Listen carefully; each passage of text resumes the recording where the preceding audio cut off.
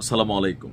যেটা ভালো সেটার কিন্তু প্রশংসা করি, আর যেটা খারাপ সেটার সমালোচনা করো আমাদের দায়িত্ব। ৫৪ বছর পর জামাতের জন্য একটা সুদিন আসছে।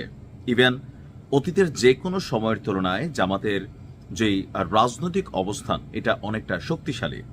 মুসলিম অমুসলিম সবকিছু মিলিয়ে জামাতের অনেক ভিন্নতা এসেছে। জামাত সম্পর্কে অনেক বক্তব্য ছিল যে নারীদেরকে বোরকার মধ্যে রাখা, নারীদের কর্ম করতে দিবে না, এরকম অনেক কিছু ছিল যেগুলো এই মুহূর্তে জামাত পরিষ্কার করছে। মানুষের মধ্যে কম বেশি একটা গ্রহণযোগ্যতা জামাত পাচ্ছে, কিন্তু থাকে না যে এক মন দুধের মধ্যে এক ফোঁটা চেনা। তো আমরা ওনার নাম দিছি জিন্দা শয়তান। কেন নাম দিছি? ওনার সাম্প্রতিক সময়ের যে বক্তব্যগুলো, এই বক্তব্যগুলো আসলে জামাত ইসলামের সাথে কি যায়? তবে ওনার বেলায় জামাতের আবার একটু আমরা দেখলাম ভিন্ন আচরণ।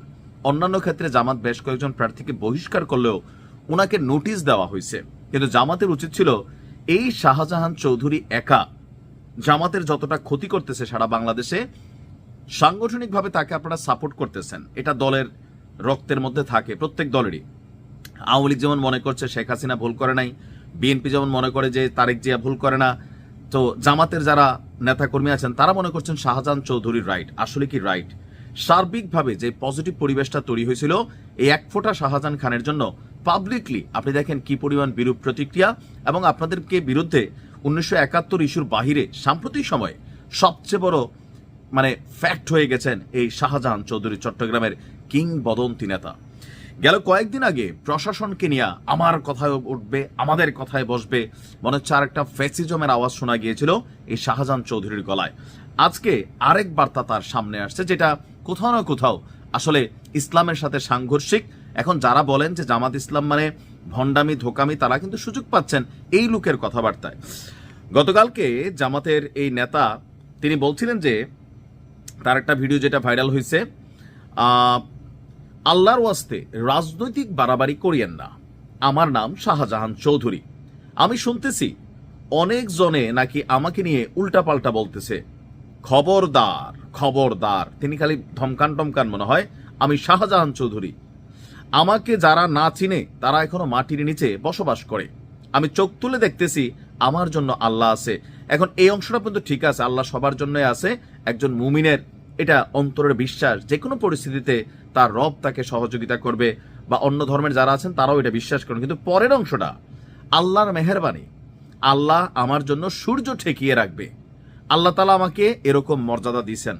কি এমন মর্যাদা হয়েছে? আপনার কথাবার্তা, আপনি যেভাবে ধমকান, আপনি যেভাবে ক্ষমতায় যাওয়ার আগে মনে করেন যে আপনি পুরা ফ্যাসিজমের একটা আওয়াজ আপনার গলা দিয়ে বের হচ্ছে, দাড়ি টুপি রাখতেছেন, সব ঠিক আছে, কিন্তু এগুলার এই ধরনের এখন এই ধরনের কথা বলেন, জামাত ইসলাম বলেন, ইসলামের শরিয়া আইন চালু করবেন, তা আপনার কথাই তো ভাই সোজা সাপটা মাইরের আওয়াজ আসতেছে। আর আপনি যেভাবে কথা বলেন যে ক্ষমতায় গেলে পাবলিককে তো ধৈরা ধৈরা কি করবেন, এটা বোঝাই যাচ্ছে। প্রশাসন আপনার চাকর বাকর নখের উপর আপনি নিয়ে আসবেন। এরপর তিনি বলছেন যে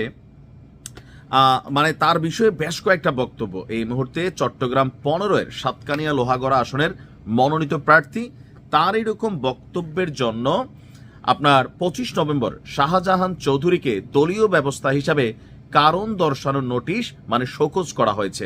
আগামী ৭ দিনের মধ্যে তাকে কারণ দর্শাতে বলা হয়েছে।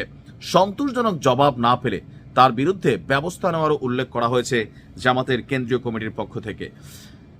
আমি বলি, দেখেন, এই যে আওয়ামী লীগের মধ্যে এটা ছিল, বিএনপির মধ্যেও আছে বিতর্কিত কিছু ক্যারেক্টার, এদেরকে দল পালে পোষে, আই ডোন্ট নো ওয়াই।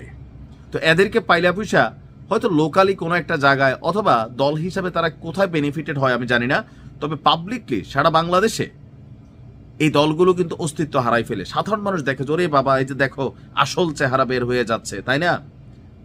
আলোচনা কিন্তু নানান দিকে চলে যাচ্ছে। ধমক টমকের নমুনা এমন হয় যে আওয়ামী লীগ আর কি করছে, এই লোকে তো এখন ক্ষমতায় যায় না, এখন এইভাবে ধমকাচ্ছে। আরো কিন্তু কিছু বিতর্কিত বক্তব্য বিভিন্ন জামাত নেতার আস্তে আস্তে মাঠে আসছে। আপনারা মুখে লাগাম দেন, নয়তো যতটুকু ফুরফুরাইতেছেন এটা ফরফর হয়ে কিন্তু ঝরে যাবে। বাকিরা দিনরাত মেহনত করতেছেন, কত উদ্যোগ নিচ্ছেন, আর এরকম দুই একজন শাহজাহান চৌধুরী দলের কিন্তু ১২টা বাজায় দিচ্ছে। ভালো থাকুন, সমালোচনা গায়ে লাগাইয়েন না, সহ্য করতে শিখেন, কারণ খালি ভালো বললে খুশি হবেন, শেয়ার করবেন, কিন্তু এগুলো আপনাদের ভালোর জন্যই বলছি। ভালো থাকুন।